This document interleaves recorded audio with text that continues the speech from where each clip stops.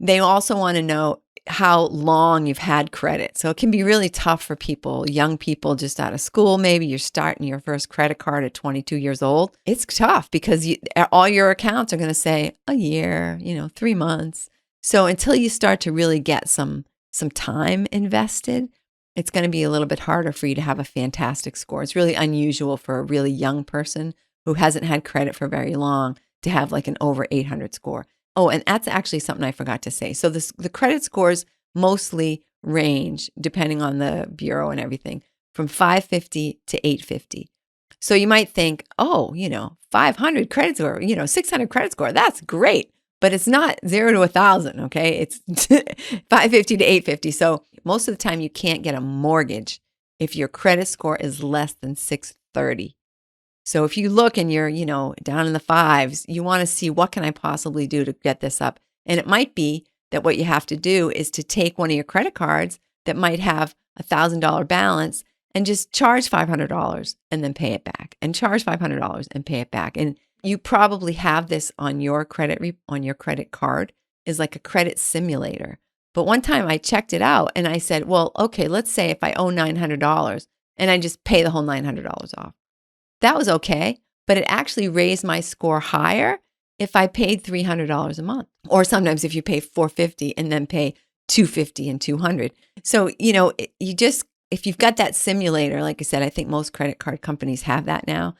See what you should do to raise your score. So obviously you can't make yourself have longer credit, but you can affect most of these other things. And the other thing is new credit, which again, this is a hard thing for people who are just starting out, because if you're applying, every time you apply for credit, they do like a credit card company or a car loan, they'll do like a hard pull, and obviously a mortgage company. It's called a hard pull. There's a soft pull and a hard pull, or a soft inquiry or a hard inquiry. And something like applying for an apartment, usually that's a soft inquiry, so it doesn't have the impact. But if you go and actually apply for real credit, that's a hard impact. And if you have a couple of those in the space of a couple of years, it can also give you kind of a ding, because the companies look at that and they say, oh, this person's looking for credit. They're trying to get a lot of credit. So maybe they've got financial difficulties and that's why they're looking for credit. And so that's where it can kind of impact you. So the percentages, if you care about this, your payment history is 35%. The amount that you owe on your cards and all your various amounts is 30%. The length of your credit history, how long you've had credit, that's 15%.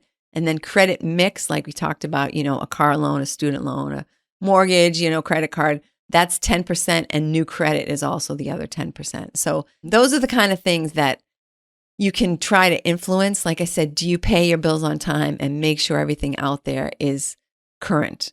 And how much do you owe? Try to owe less than, they'll tell you less than 30% of your available credit.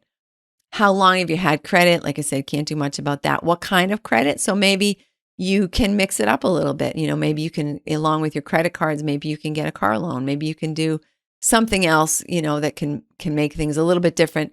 And then the last one, a lot of new credit.